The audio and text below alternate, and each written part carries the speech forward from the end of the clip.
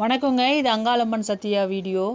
இப்போ ஒரு கோயில் போகிறீங்கன்னா அந்த அம்மனோட அவதாரம்ன்றது சாந்தமோ இல்லை உக்ர ரூபமோ ஒன்றா தான் இருக்க முடியும். இப்போ மேல்மருவத்தூர் போகிறீங்கன்னா அந்த அம்மா ரொம்பவும் சாந்த சுரூபியாக அழகாக குழந்தை உருவம் போல் காட்சியளிப்பா அந்த மருவத்தூர் அம்மன். ஆனால் மலையனூர் அங்காள பரமேஸ்வரி அந்த அம்மா ரூபத்தை இதுதான்னு சொல்கிறதுக்கு யாராலையுமே முடியாது. ஏன்னா பூங்காவனத்தவளாக அந்த அம்மா அமர்ந்து ரொம்பவும் புற்றுருவாக அமர்ந்து ரொம்பவும் சாந்தமாக இருக்கிறது ஒரு ரூபம். அதுவே ஆங்கார ரூபம் கொண்டு வானுக்கு பூமிக்குமா நின்ன ரூபம் பெரியாய் ரூபம். அப்படியே வானத்தை பார்த்த மாதிரி அண்ணாந்து படுத்திருப்பாங்க பார்த்தீங்களா, அதுதான். அதே மாதிரி மயான காளி ரூபம் கொண்டு சுடலையில் அந்த அம்மா காட்டேரி ரூபம் கொண்டு அலையிறதும் அந்த அம்மா தான் அங்கன்னு சொல்கிறாங்க. அந்த மாதிரி நிறைய முறை நான் சொல்லியிருக்கேன். ஆனால் அதே மாதிரி குரத்தி வேடமிட்டு குறி சொல்கிறவளும் மலையனூர் அங்காள பரமேஸ்வரி தான்.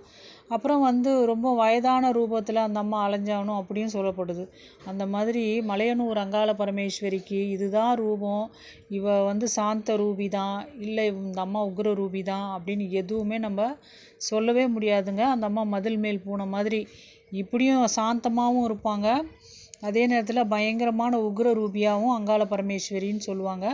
ஆனால் உண்மை என்னன்னாங்க, அங்காள பரமேஸ்வரி ரூபம்ன்றது உக்ர ரூபம்தான். அந்த அம்மா வல்லாள கண்டனை அழிக்கும் பொழுது அந்த அம்மா என்ன பண்ணுறான், அந்த வல்லாள கண்டன் என்ன பண்ணுறான், போயிட்டு பணத்துக்குள்ளே ஒளிஞ்சிக்கிறான். அந்த அம்மா சம்ஹாரம் பண்ண வரான்ட்டு அந்த பணத்தை கையாலே கிழிச்சு போட்டு அவனை எடுத்து சம்ஹாரம் பண்ணுறான்னா அவள் எப்படி சாந்த சுரூபியாக இருக்க முடியும்? பயங்கர உக்ர ரூபி அம்மா அங்காள பரமேஸ்வரி. சுடுகாட்டுக்கு போகிற வழியில் தான் கோயில் கொண்டு அமர்ந்திருப்பா, இல்லை சுடுகாட்டில் தான் கோயில் கொண்டு அமர்ந்திருப்பா. ஆனால் மற்ற நாட்களில் அந்த அம்மா பக்தர்களுக்கு காட்சி தர்றது என்னமோ சாந்த